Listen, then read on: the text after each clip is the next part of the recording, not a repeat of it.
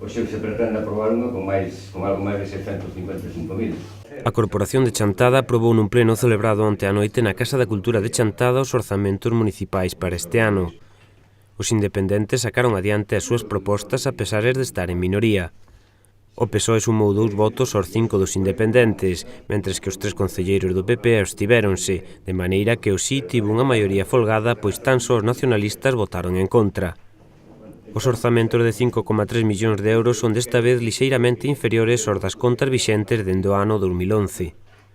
Algúns dos puntos aprobados foron, entre outras, a liquidación do exercicio 2012, o orzamento de 2013, o incremento retributivo do arquitecto do Servizo de Urbanismo, a bonificación de ICO en vivenda e no polígono industrial, o regulamento municipal do Servizo de Axuda no Fogar, así como unha moción de urxencia dun adianto de 10.000 euros para o pago atrasado aos docentes da Casa da Música de Chantada.